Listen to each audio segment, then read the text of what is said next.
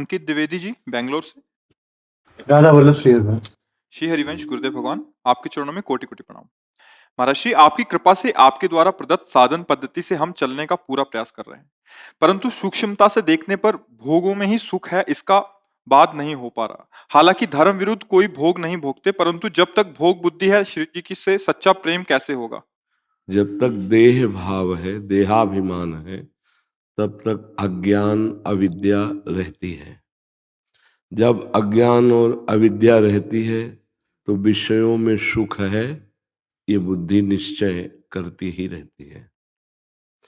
भजन के प्रभाव से, सत्संग के प्रभाव से, विचार के प्रभाव से, केवल सत्संग सुना विचार नहीं किया तो अधूरा, भजन कर रहे हैं विचार नहीं है तो अधूरा। पूरा भजन विचार है। आपका एक एक कदम विचार पूर्वक रखा जाए, विचार अहंकार रहित। विचारों में विष है अहंकार, अहंकार रहित विचार किया जाए।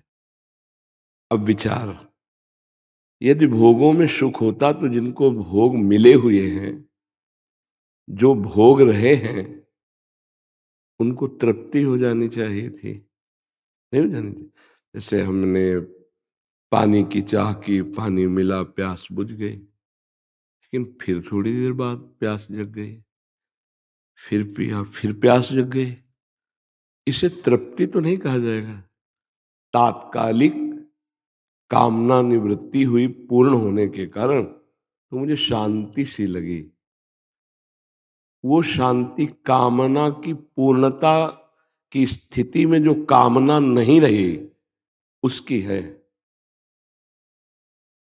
अगर विवेक के द्वारा हम कामना का त्याग कर दें तो निरंतर शांति बढ़ती जाएगी। भगवान कह रहे त्यागात शांति अनंतरम। भोगों की सुख बुद्धि का त्याग करने से परम शांति की तरफ हमारी गति होती है, शांति बढ़ने लगती है। त्यागात शांति अनंतरम। तो हमें विचार पूर्वक देखना है कि भोगों में सुख कहाँ है। विचार का मतलब होता है विवेक के द्वारा ऑपरेशन। इस शरीर में सबसे ज्यादा आसक्ति है, तो शरीर की आसक्ति के कारण शरीर भोग प्यारे लगते हैं।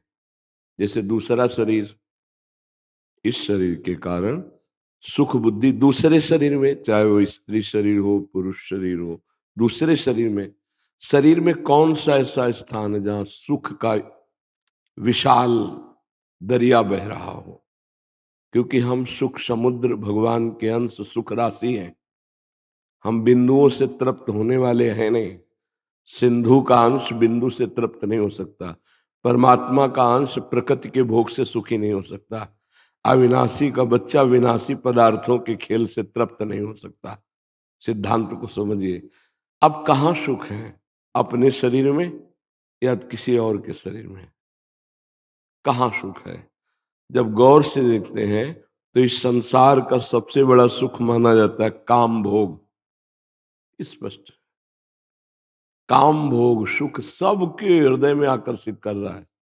आप देखो ना अंदर से, पशु पक्षी देवता मनुष्य, कोई भी, छोटे छोटे जीव भी इसके अधीन है। कौन सा द्वार है, क्या उसमें है? हम समझते हैं कि अगर ये शरीर मिल जाए तो मैं सुखी हो जाऊं। जिसका शरीर वो है, वो किसी और शरीर को चाह रहा है।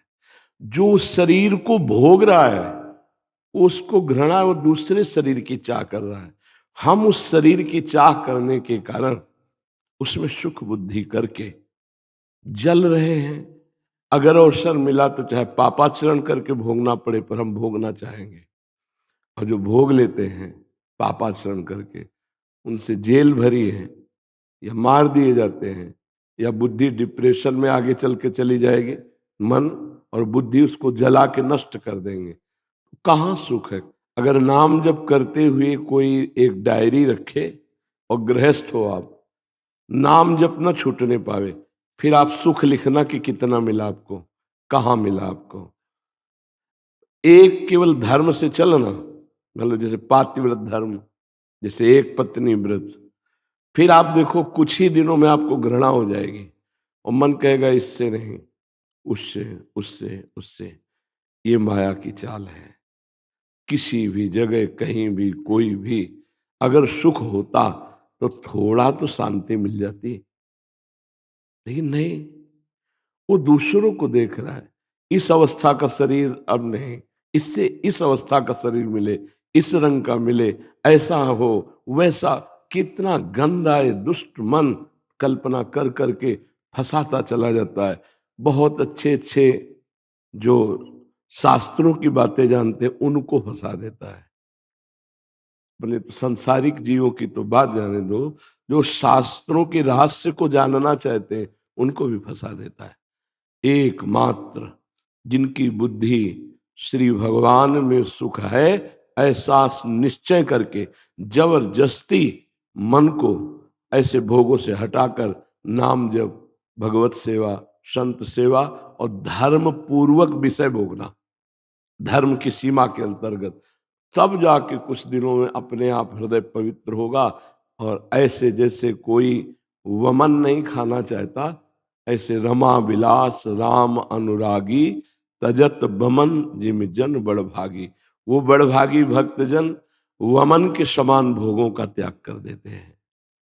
तो अगर भजन की परिपक्व अवस्था नहीं होगी तो छोटे मोटे भजन से माया हटने वाली नहीं।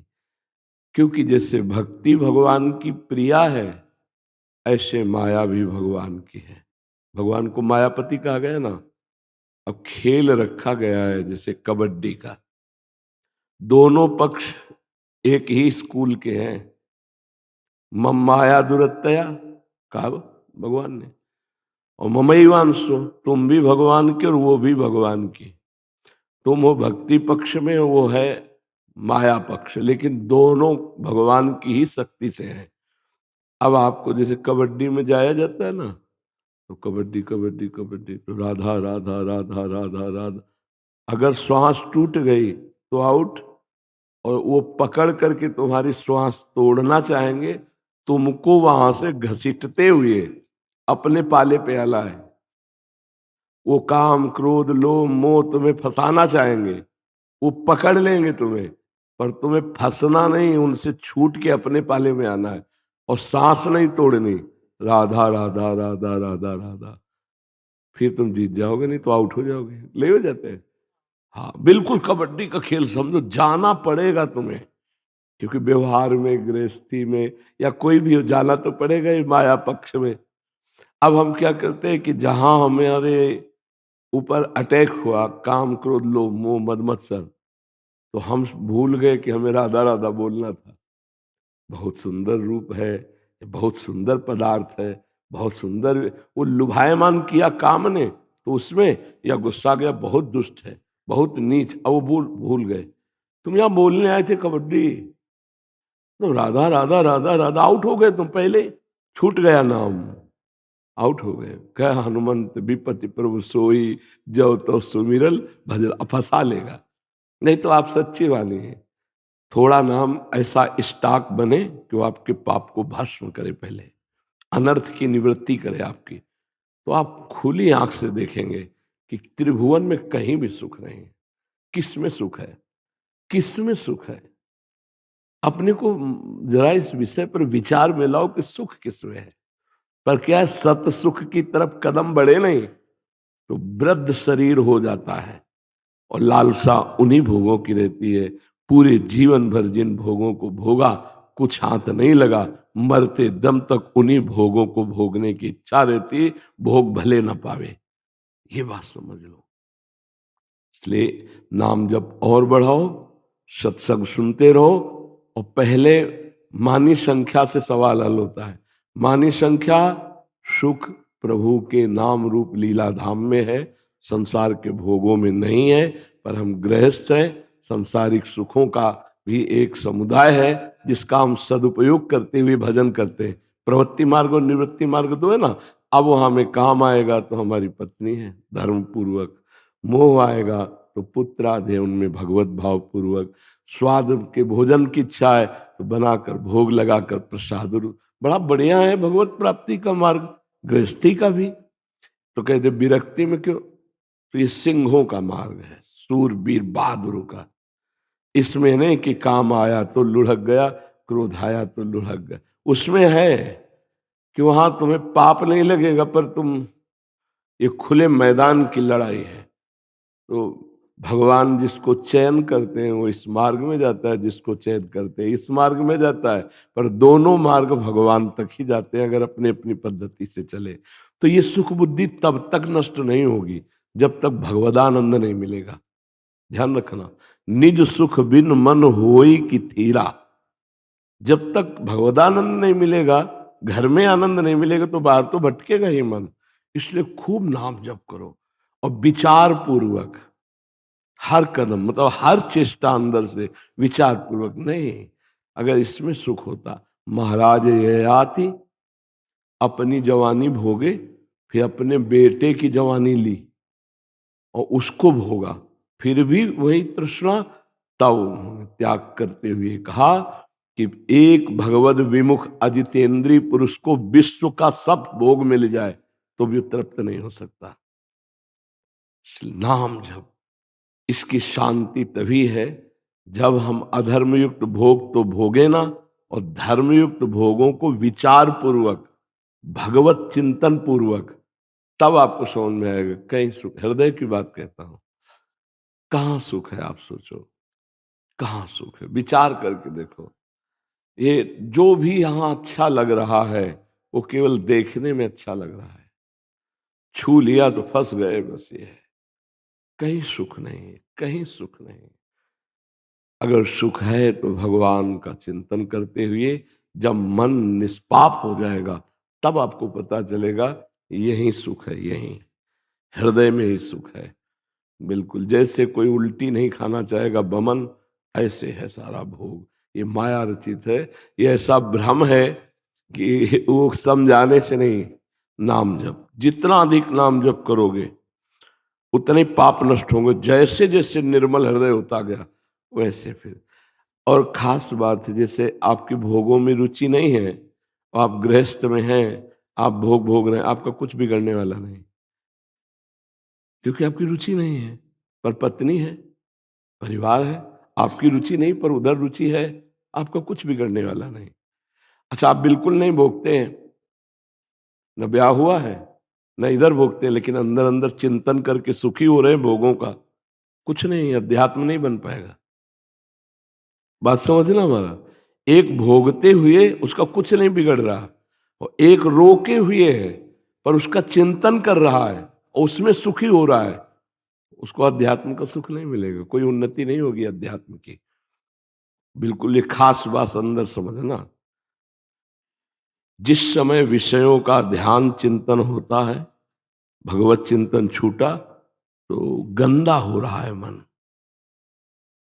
ध्यायतो विषयान पुंसान संगास्तेषु उपजायते, संगात संजायते कामः, कामात् क्रोधो विजायते, क्रोधात् भवति सम्मोहा, सम्मोहा स्मृति विभ्रमा, स्मृति भ्रंशा बुद्धिनाशो, बुद्धिनाशात् प्रणश्यति।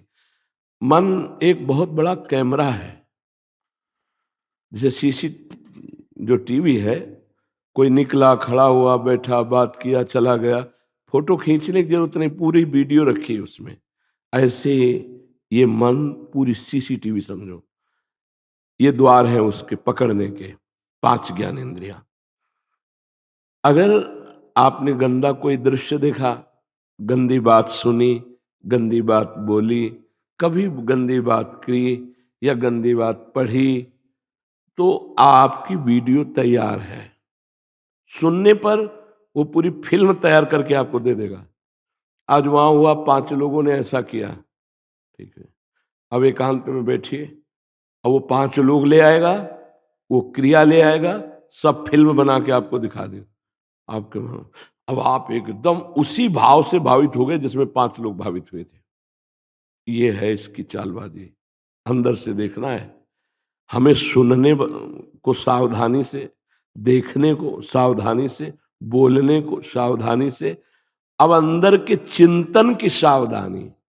मन जब तुम्हें कल्पना के वीडियो भेज रहा है कि ऐसा कर लो तुम सुखी हो जाओगे, ऐसा कर लो, उस समय न सुनना है, न देखना है, न रुकना है, राधा राधा राधा राधा राधा राधा, तो कल्पना की वीडियो भेजता जाएगा, आप डिलीट करते जाओगे, राधा राधा राधा राधा राधा। तभी वो जाकर एक दिन संकल्प रहित हो जाता है, पूर्ण पवित्र हो जाता है। पवित्र मन फिर भगवदाकार हो जाता है, इंद्रियाणाम मनस्यास में वो भगवान में हो जाता है। तब जा करके वो निर्विषय हुआ। निर्विषय जैसे भुने हुए चने में कभी अंकुरण नहीं आ सकता, ऐसे उस महात्मा के हृदय में कभी कोई काम उत्पन्न नहीं हो सकता जिसका मन भगवदाकार हो गया है। ये केवल प्रवचन से नहीं रुकता है, ये न प्रवचन सुनने से रुकता है, न प्रवचन करने से रुकता है। ये प्रवचन का मनन करके जो सार निकला भजन, ये भजन से रुकता है। जितना भजन करोगे उतना इस पर शासन दूसरा कोई उपाय नहीं है। प्रवचन कर लो, बाद में वही होगा जो मन कराएगा। प्रवचन सुन लो, बाद में वही होगा जो मन कराएगा। और भजन कर लो तो जो चाहोगे वही कर सकते हो, मन के अनुसार नहीं, शास्त्र के अनुसार। भजन बिना तो भैया कुछ नहीं होने वाला। भजन नहीं तो सब शास्त्र कंठस्थ कर लो, मन पर शासन नहीं कर सकते। और भजन डट के हो रहा है, खूब नाम जप, शास्त्र स्वाध्याय, दूसरों की सेवा और संयम, पवित्र आचरण, अब मन पर शासन कर लोगे। मन एक दिन इतना भारी मित्र बन जाता है, सच्ची कहते हैं, कि जैसे जब हम इसे विषय चिंतन के लिए छूट दिए थे तो बिना प्रयास के, बिना माला के, बिना ध्यान के विषय चिंतन करता था। और जब इसको मना लिया गया और भजन में लग गया तो जैसे विषय चिंतन करता था बिना प्रयास के, आज वैसे ही बिना प्रयास के भगवत चिंतन करता है। इससे बड़ा कोई मित्र नहीं और इससे बड़ा कोई शत्रु नहीं। संशय महाराज जी ये है कि आपके वचन सुन के जी। भोगों में जो आसक्ति थी वो बहुत कम हो गई, लेकिन अब जो सात्विक भोग है उसमें ही आसक्ति हो जा रही है। मतलब सात्विक भोजन है अगर, तो भगवान को अर्पित करके प्रसाद रूप में पाइए, क्या परेशानी। देखो, एक चीज होती है अनावश्यक भोगों को भोगने की इच्छा, और एक होती है आवश्यक शरीर निर्वाह। अब बढ़िया गाड़ी है, अब वैराग्य दिखाओ कि इसमें हम डीजल पेट्रोल तो डालेंगे नहीं भाई, तो खड़ी ही रहेगी ना। अगर डीजल पेट्रोल लाते तो इच्छा हो जाएगी ना, फिर कैसे चले। तो इसको क्या कहा जाएगा, मूर्खता कहा जाए ना। एक ही शरीर यात्रा के लिए गाड़ी मिली है, अब जरूरत इसको है तो रोटी दाल दे रहे हैं, और जरूरत है तो इसको फिर फल दूध आदि दे रहे हैं, क्योंकि इसको चलाना है।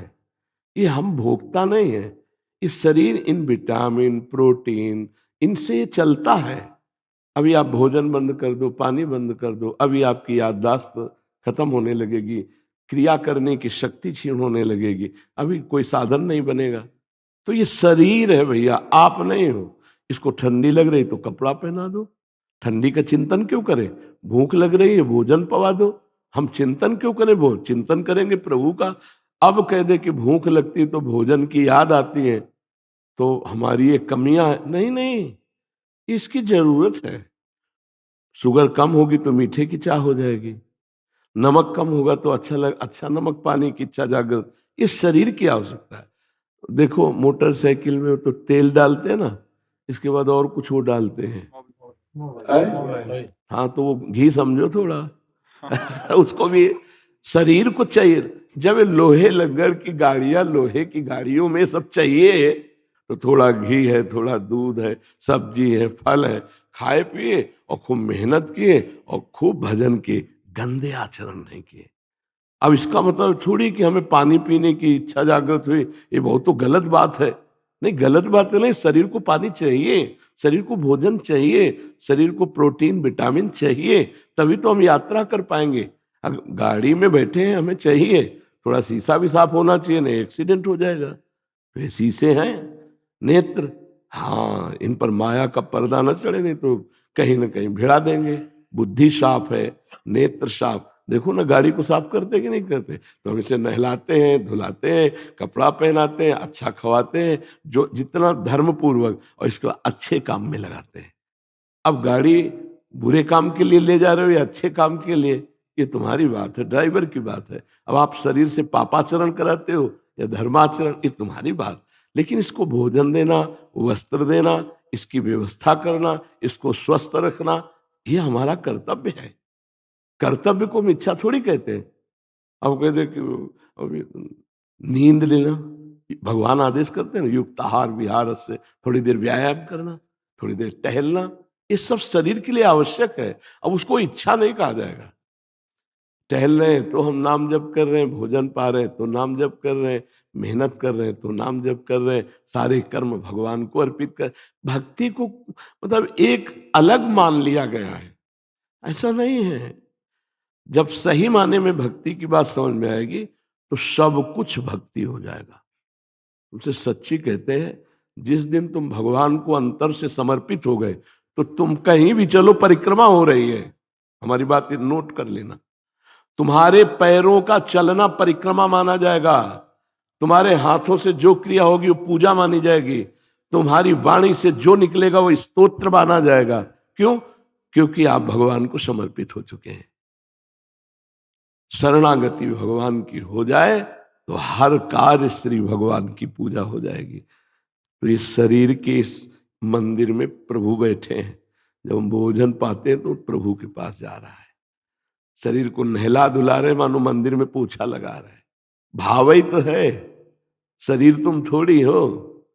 भाव कर लो, अभी भगवान की भक्ति में रंग आ जाए। अब 2 डिपार्टमेंट कर लिए हो अभी, एक अपना संसार का डिपार्टमेंट और एक भगवान का।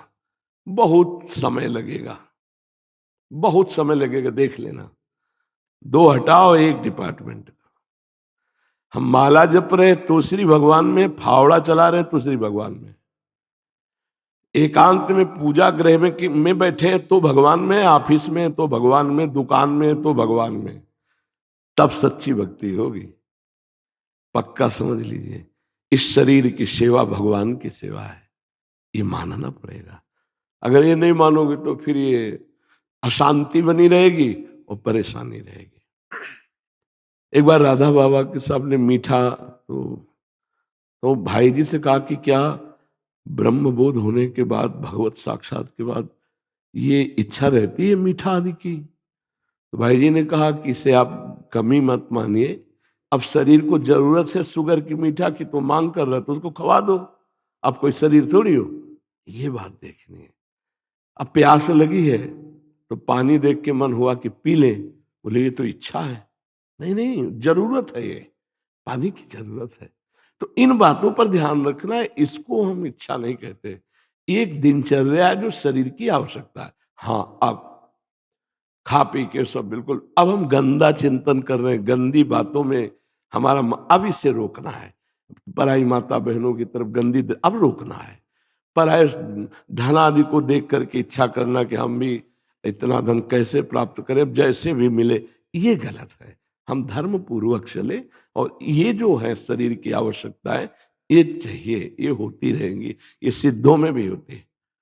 जैसे स्वभाव बना है सात्विक, तो अब राजसिक भोजन रखो तो वो कहेंगे हमारी इच्छा नहीं, हमारी रुचि नहीं, क्योंकि प्रारंभ से सात्विक पाया तो अब वैसे ही स्वभाव बन गया, वैसी स्थिति बन गई। तो कोई संशय अभी? हम इसलिए विस्तार से वर्णन करते कि दोबारा प्रश्न करने की इच्छा न रह जाए, उस विषय को अच्छे से समझ लीजिए। जी प्रियंका जी। राधा वल्लभ श्री हरिवंश। राधे राधे महाराज जी, आपके चरणों में कोटि कोटि प्रणाम। गुरुदेव, मैं पिछले 7-8 महीनों से आपके वचनों पर चलने का प्रयास कर रही हूँ तथा नियमित रूप से नाम जप कर रही हूँ। गुरुदेव, नाम कीर्तन, कथा श्रवण इत्यादि सभी की अपेक्षा नाम जप में कम मन लगता है, पर जब से नाम जप करना प्रारंभ किया है तब से स्वयं में जो परिवर्तन देखती हूँ उससे नाम में विशेष विश्वास जागृत हो रहा है। इसलिए मन लगे या ना लगे प्रतिदिन नियमित रूप से 40 मिनट नाम जप करती हूँ। महाराज जी, मेरा प्रश्न है कि आपने बताया है कि यदि नाम जप करते समय मन भागे तो फिर से उसे नाम में लगा लें। गुरुदेव, यदि नाम जप करते समय मन प्रिया प्रीतम की लीलाओं का चिंतन करे या गुरुदेव भगवान का चिंतन करे तो कोई ये मन की चाल तो नहीं, हमें तब भी मन को हटाकर फिर से लगाना पड़ेगा? मन को हटाना वहां से है जो प्रभु से विमुख होकर के जा रहा है। किसी संत का चिंतन हो रहा है, धाम का चिंतन हो रहा है, प्रभु की बातों का चिंतन हो रहा है, लीला रूप गुण, ये तो हमारा सौभाग्य है, ये हमारी साधना है। हमें हटाना वहां से है जो प्रभु से विमुख बातें चिंतन करा रहा है, प्रभु से विमुख हमें ले जा रहा है, वहां से हमें हटाना है। मानो किसी महाभागवत संत का चिंतन हो रहा है और नाम चल, इससे बढ़िया क्या है? प्रभु की श्री विग्रह का चिंतन हो रहा है, प्रभु की कोई लीला का चिंतन हो रहा है, तो इसमें तो निषेध नहीं। यही सच्चा भजन है कि नाम चल रहा है और सत्य चिंतन चल रहा है, ये बहुत बढ़िया है। पर और भजन बढ़ाइए, उठते बैठते चलते फिरते, उसको मिनट में सीमित मत रहने दीजिए। 40 मिनट तो अपना अभ्यास का रखिए ही, बकाया जैसे पोछा लगा रहे, सोहनी लगा रहे, रसोई बना रहे या घर के कोई भी कार्य कर रहे हैं, तो हम राधा राधा राधा राधा बीच में, क्योंकि 40 मिनट नाम में लगाया, इसके बाद फिर मन को छूट दे दे, तो ये ऐसा तूफान है इसमें कि गंदा कर देगा। फिर आपको 10वें वर्ष भजन करने पर भी ऐसा अनुभव होगा कि मुझे कुछ नहीं मिला। ये हमारी प्रार्थना मान लेना। 40 मिनट आपने नाम जब किया, इसके बाद छोड़ दिया इसको मनमानी, तो ये गंदा कर देगा। ऐसा चिंतन, ऐसा मनन, ऐसी चेष्टाएं, तो हमें लगता है कि 40 मिनट तो अभ्यास के लिए हम नियम से बैठे, उठते बैठते चलते फिरते कोशिश करें कि हमसे जितना अधिक नाम हो जाए, संख्या या बिना संख्या के, वो सब भागवतिक बैंक में जमा हो रहा है आपका। राधा राधा राधा राधा, कोई पद याद कर लें, पद गाते हुए सेवा कर रहे या बीच बीच में नाम जप करते हुए कर रहे। और नाम जप का फल शरीर स्वस्थता अस्वस्थता में ना मिलाए, ध्यान रखना। जैसे नाम जप के प्रभाव से यदि चाहा जाए तो इस नाशवान परिवर्तनशील शरीर को रोग रहित किया जा सकता है, पर वो सारा का सारा बैंक बैलेंस इस असत शरीर के खर्चा में आ जाएगा। आज जुकाम हुआ तो नष्ट हो जाए, नष्ट हो जाए। बुखार आया, नष्ट हो जाए। ठोकर लगी, कहीं चोट लगी, नष्ट हो जाए, नष्ट। अब बचा क्या?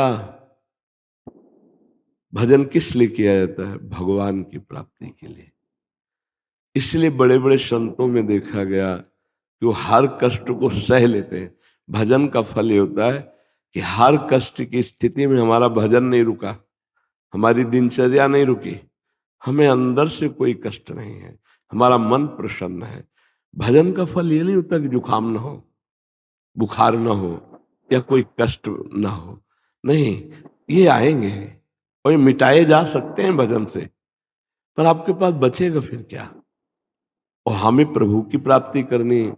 हमें सबसे बड़ा दुख जन्म मरण से बचना है कि अब हमको ऐसे जन्म नहीं लेना जैसे अब जन्म हुआ। अब जन्म लेना है अगर, तो भगवान को साथ लेके आप हमारे साथ चलो, आपका यश गाएंगे, जगत मंगल होगा। अब हम कर्म बंधन से नहीं जन्मेंगे। तो भजन का फल कभी इसमें न देखे कि हमें विपरीतता मिल रही, विपत्ति मिल रही, बुखार आ रहा है, हमें एक कष्ट हो रहा है, इसका मतलब भजन काम नहीं कर रहा, ऐसा नहीं सोचना चाहिए। भजन अविनाशी है। यदि आप प्रयोग करोगे उस कोटि का भजन उतना करके, तो आपके रोग को नष्ट कर देगा, पर भगवत प्राप्ति नहीं होगी। इसीलिए चतुर भक्तजन के शरीर को भोग ले जो अपना प्रारब्ध है, और मुझे भगवत प्राप्ति हो जाए। भजन में बड़ी सामर्थ्य है। निरंतर भजन करने से जो चाहोगे प्राप्त हो जाएगा, और नहीं चाहोगे तो भगवान मिल जाएंगे, प्रेम मिल जाएगा। अच्छा, यहाँ जो चाहा वो कितने दिन टिकेगा? क्योंकि जब शरीर ही छूट जाएगा, तो बोले शरीर के भरण पोषण के लिए तो चाहिए, वो भगवान सबको दिए हैं, कर्मानुसार सबको दिए हैं। जैसे बने वैसे धर्म पूर्वक जीवन निर्वाह करो, और नाम रूपी पैसा ये भागवतिक बैंक में जमा कर दो, परलोक के लिए, भगवत प्राप्ति के लिए। तो जब आपका अच्छा नाम जब एकत्रित हो जाएगा, तो इस लोक के जो दुख देने वाले पाप कर्म है वो अपने आप भस्म हो जाएंगे। उसका प्रताप है।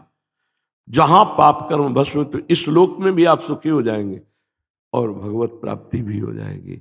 इसलिए मुझे लगता है केवल 40 मिनट में नाम को सीमित न रखा जाए। उठते बैठते चलते फिरते माला जरूरी नहीं है। ये तो हम मन लगाने के लिए माला का प्रयोग कर। अगर आपका ऐसे अच्छा लगता है ऐसे राधा राधा राधा राधा, तो प्रभु गिनने कितने हो गए। हम हर श्वास हर क्षण प्रयास करते हैं। हमें लगता है कि गिनने में कहीं ना कहीं अहम भी पुष्ट होता है कि हम इतने माला करते हैं। और अगर हम वास्तविक ईमानदारी से श्वास श्वास पे भजन करें तो आपसे पूछा जाएगा आप कितना भजन करते हो, तो कहोगे हमें पता नहीं है। नहीं वैसे नहीं, ऐसे ना वैसे, हमें कुछ पता नहीं है। और अच्छा भजन हो रहा है और कोई जान भी नहीं रहा है, पर यहां तक पहुंचने के लिए माला की जरूरत है। वो काउंटर नहीं चला, काउंटर। इससे क्या होता है, हम नवीन जैसे नए साधक है ना, तो एक उत्साह बढ़ता है। कल हमने 11 माला जपी, आज 13 माला जपी, अच्छा कल अब हम 15 जपेंगे। 15 से तो नीचे नहीं आने देंगे, अब 16 जपेंगे। तो उसका जप बढ़ रहा है। पर ऐसा भी अभ्यास करना चाहिए कि थोड़ी देर माला से तो थोड़ी देर बिना माला से भी। कल हमारा हाथ टूट जाए तो भजन कैसे, ये नाशवान शरीर है, कब क्या हो जाए कुछ पता नहीं। कल हमारा हाथ बेकार हो जाए, कुछ हो जाए, तो फिर कैसे भजन हो। तो हम स्मृति में लाएं, बहुत बढ़िया आनंद आता है। आप केवल पकड़िए, हर कार्य करते हुए भजन हो सकता है, पक्का समझ लो। बोले हम तो नौकरी में जाते इसलिए नहीं होता, हर समय तुम्हें बोलना पड़ता है क्या। तो मुझे लगता है कि थोड़ी देर बैठकर माला से गिनती से ये तो बढ़िया ही है। बस नाम जपने का अभ्यास ऐसा किया जाए कि चल रहे हैं तो नाम जप चल रहा है, ऑफिस में है तो नाम जप चल रहा है, नौकरी कोई भी कर रहे हैं तो नाम, दुकान में बैठे हैं, ग्राहक आया, भगवान का स्वरूप देखा कि भगवान इस रूप में आए, मुनाफा के अनुसार सही बात बोल दी, कपड़ा दे दिया, फिर बेटे फिर नाम जप कर रहे हैं, सामान दे दी फिर नाम। बढ़िया महात्मा है वो गृहस्थी में। पर बड़ा कठिन है, माया इतना आकर्षण करती कि ऐसा चल नहीं पाता। ऐसा चला दे तो महात्मा ही है गृहस्थ में भी। तो 40 मिनट में केवल अपने जीवन को ना रोककर धीरे धीरे अभ्यास के द्वारा हर श्वास नाम जपने की चेष्टा करें। विशाल नायक जी आगरा से। श्री हरिवंश। महर्षि चरण स्पर्श। महाराज जी, श्री जी से प्रेम कैसे होता है और प्रेमी की दिनचर्या कैसी होनी चाहिए? किसका है? हाँ, श्री जी से प्रेम प्राप्त करने के लिए पहले लालजू की कृपा चाहिए। लाल रंगीलो गाइए ताते प्रीति रंगीली पाइए। तो लालजू की प्रीत के लिए पहले श्रीमद् भागवत और गीता का सिद्धांत हमारे हृदय में हो। अगर प्रथम सुने भक्त मुख भगवत बानी, प्रथम सुने भागवत भक्त मुख भगवत बानी। पहले भगवत प्रेमी महात्माओं का संग करके श्रीमद् भगवत गीता जी, श्रीमद् भागवत का सिद्धांत अपने हृदय में धारण करें। फिर ये 5 चीजें जीवन में सदैव अभ्यास में लाता रहे। पहला तो वेदो नित्य मधीयताम, अर्थात सत शास्त्रों का स्वाध्याय स्वयं करें। पढ़ना आता है आपको? हाँ, तो गीता जी को और भागवत जी को एक एक अध्याय, एक एक श्लोक, एक एक शब्द समझने की चेष्टा करो। ये प्रेम शब्द बहुत ऊंची बात है। प्रेम शब्द आपने कहा श्री जी से प्रेम, इसलिए प्रथम वेदो नित्य मधीयताम, दूसरा संगा सत्सु विधीयताम, अर्थात जो भगवत प्रेमी महात्मा हैं उनका संग होना चाहिए। अगर रोज संग नहीं हो पा रहा तो मोबाइल से सत्संग सुन सकते हो, जिनके प्रति श्रद्धा हो, ये सब भगवत स्वरूप हैं। पर अपनी प्रेम प्रेम पिपासा जिस आराध्य देव के नाम रूप से है, इष्ट मिले और मन मिले, मिले भजन रस रीति, तहा निसंग कोहे मिलिए, तासु कीजे प्रीति। जिससे हमारा इष्ट मिलता है, मन मिलता है, भजन रस रीति मिलती है, ऐसे महापुरुषों के मिलने से हमारे भजन की वृद्धि होती है, हमारे प्रेम मार्ग का रूप प्रकाशित होता है। संगा सत्सु विधीयताम, महापुरुषों का संग करें। फिर उनके द्वारा जो कुछ आदेश दिया गया है, महावाक्यार्थस्य विचारताम, उनके वचनों का चिंतन करें, उनकी आज्ञा के अनुसार चले। फिर लिखा है क्षुध व्याधि चिकित्सताम, अपने क्षुधारूपी व्याधि की चिकित्सा के लिए सात्विक अन्न सेवन करे। जो विरक्त है उसमें तो लिखा हुआ है भिक्षान्नम औषधम, भिक्षान्न औषधि की तरह सेवन करे। गृहस्थ है तो धर्म के द्वारा कमाए हुए अन्न से, सात्विक अन्न से, इसीलिए सूत्र लिखा गया। नहीं तो खाने पीने की बात क्यों लिखी गई? क्योंकि भोजन से ही भजन का रंग चढ़ता है। अगर भोजन सात्विक है तो भजन का रंग चढ़ेगा, रजोगुणी तमोगुणी है तो फिर भजन नहीं होने पाएगा। फिर सांसारिक चिंतन, भोग विलासता, ऐसा भोजन का बहुत बड़ा प्रभाव है। जैसा खाएंगे अन्न वैसा बनेगा मन। तो सात्विक अन्न को भगवत समर्पित करके हम उसे पाए। फिर पांचवा लिखा एकांते सुखमाश्यताम, एकांत में सुखासन में बैठ करके जो आराध्य देव का नाम मंत्र और रूप गुरुदेव ने बताया है उसके ध्यान का अभ्यास करना। जैसे मान लो प्रियाजू के रूप का ध्यान नहीं हो सकता ऐसे, तो हम राधा नाम लिखते हैं और राधा नाम का ध्यान करते हैं, आंख खुली हुई आंख बंद। अब राधा राधा चल रहा है और राधा नाम का ध्यान कर रहे हैं, रोज अभ्यास करो तो उसी राधा नाम में ही राधा रूप आ जाएगा। देखिए रूप नाम आधीना, नाम के ध्यान से ही रूप का प्रकाश हो जाए। और जहां रूप का एक बार झलक लगी तो नैनन पिय मूरति बसे तेहि रस रहाय समाय, ये लक्षण सुनि प्रेम के और न कछु सुहाय, और न कछु सुहाय फिरे अपने रस मातो, कुटुम देह ते जाय छूट सब ही विधि नातो, जहां जहां पिय की बात सुने खोजत तिन गैनन, हित ध्रुव छिन छिन ले प्रेम जल भरी भरी नैनन। वो अशुभ प्रवाह करता हुआ हाँ समस्त आसक्तियों का त्यागी अनुराग को प्राप्त हुआ। रूप छके घूमत रहे तन को तनिक न भान, नारायण दृग जल बहे यह है प्रेम पहचान। एक अद्भुत स्थिति आ जाती है। पर फिर ध्यान दीजिए, नित्य शास्त्रों का स्वाध्याय, नित्य महापुरुषों का संग और महापुरुषों के द्वारा बताई हुई उपासना, उनके वाक्यों का चिंतन करते हुए उसी आदेशानुसार चलना और पवित्र आहार विहार करना और एकांत में बैठ करके अपने आराध्य देव के नाम और रूप का ध्यान करना, इसी से प्रेम हो जाएगा, इसी से मन हमारा अनुराग। और वो कृपा करते हैं, ये तो एक निमित्त मात्र साधन है, वो कृपा करके प्रेम प्रदान करते हैं। और जहां प्रेम प्रकट हुआ बस फिर यहीं विश्राम हो जाता है। अब आगे वो आराध्य देव अपनी लीला का उसके हृदय में ऐसा प्रादुर्भाव करते हैं कि वो एक यंत्र हो जाता है, यंत्री जैसा चलाते हैं वैसा चलता रहता है। पर यहाँ तक चलने के लिए साधन बहुत आवश्यक है।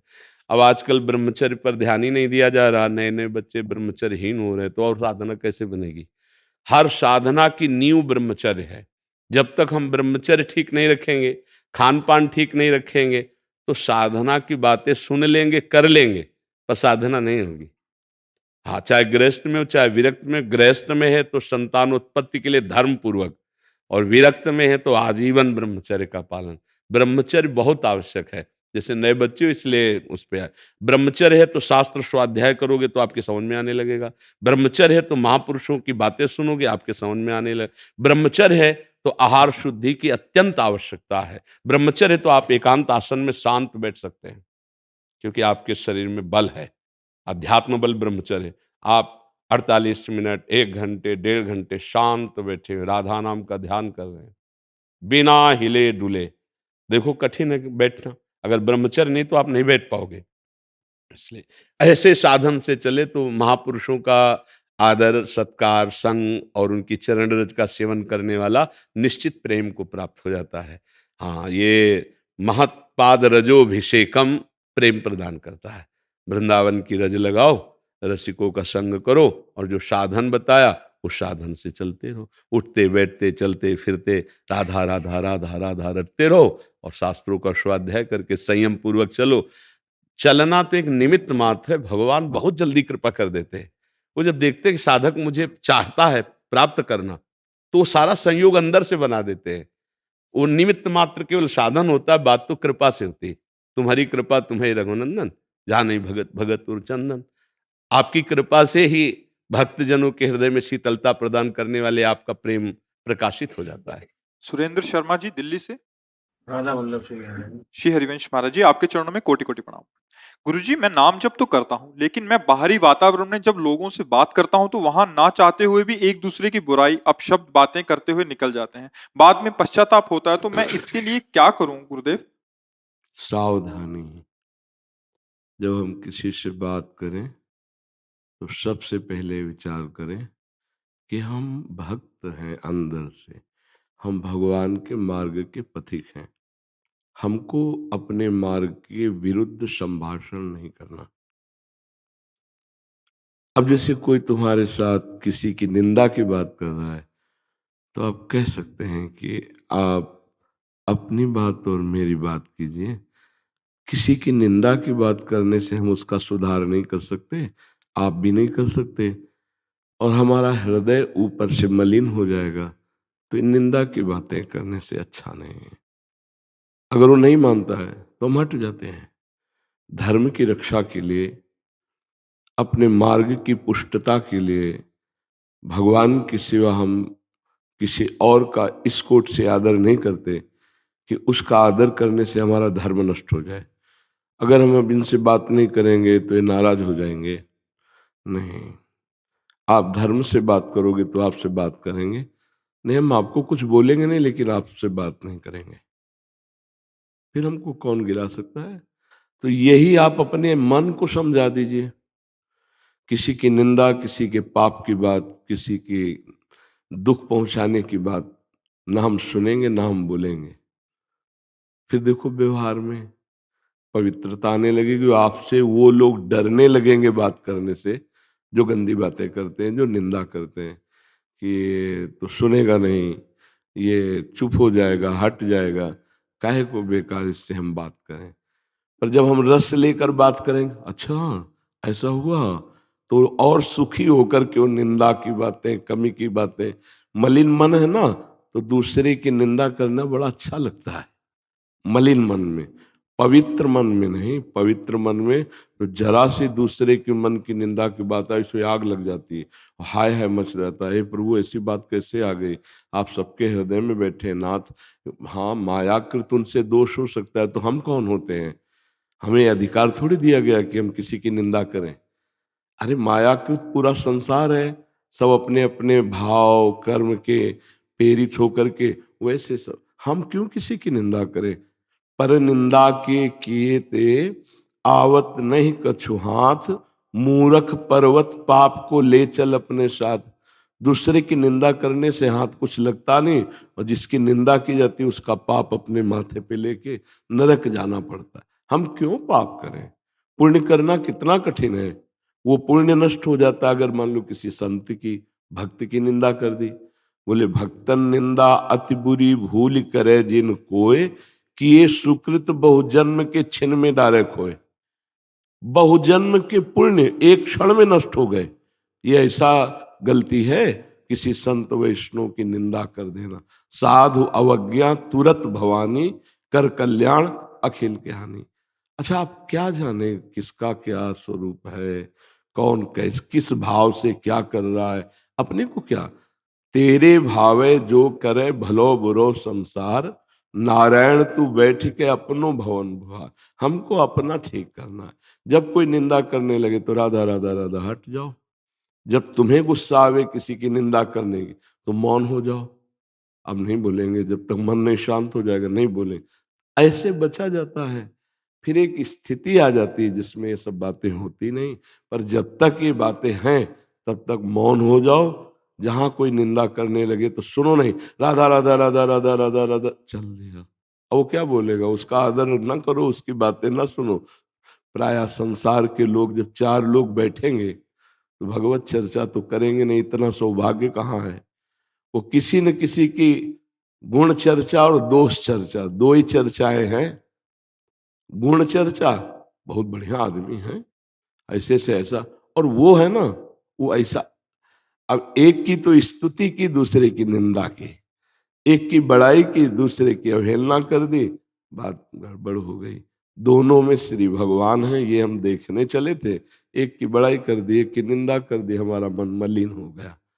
तात सुनो मायाकृत गुण और दोष अनेक, गुण या उभय न देखी देखी स्वविवेक। हे भाई, माया के द्वारा गुण और दोष अनेक रचे गए हैं। सुंदर गुण यही है कि ना हम किसी की स्तुति करते हैं ना किसी की निंदा करते हैं। भगवान ने उसको बुद्धि दी, वो ऐसे कर्म कर रहा है, उसकी क्षमता उतनी, वो ऐसे कर रहा है। पर हैं भगवान के ही सब जन, हम ये देखते हैं। तो हमें लगता है ऐसे बचा जा सकता है, अन्यथा तो फिर व्यवहार बहुत कठिन है। सब भगत ही मिले ऐसा कहाँ सौभाग्य है। हाँ, 1000 पुरुष में कोई एक होगा जो तुम्हें भक्ति की बात समझाए या समझ ले, नहीं तो संसारिक ही मिलेंगे। अपने को बचाना, उनको उपदेश नहीं देना है। उपदेश दोगे तो उपहास होगा, तुम अपनी भक्ति से हाथ धो बैठोगे। अपने को बचाना है।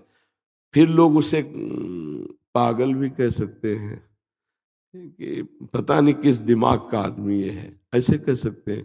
तुम्हें अपनी भावना को दृढ़ रखना है।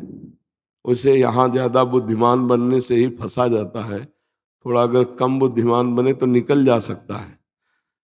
पर अपने लोग ज्यादा बड़ाई और बुद्धिमत्ता में फंस जाते। तो हम दूसरे की निंदा न करें, दूसरे का अपमान न करें, दूसरे को दुख न पहुंचावें।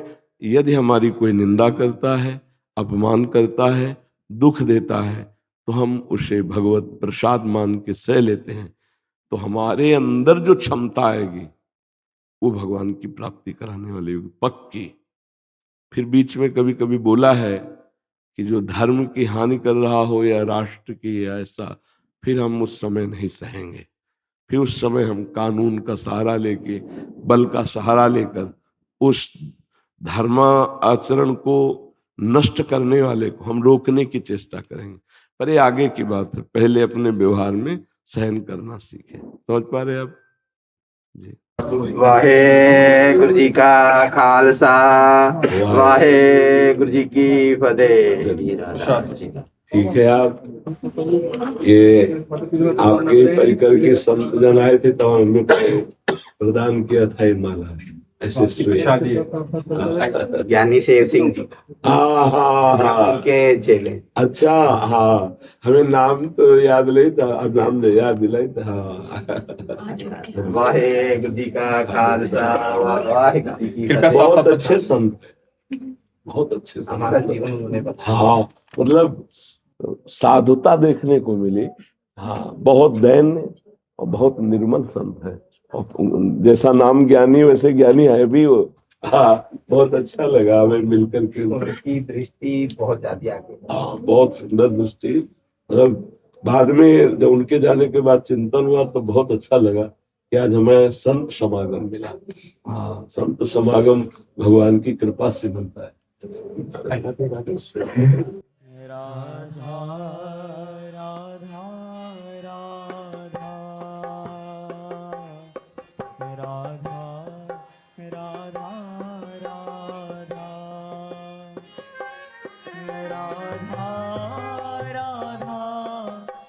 राधा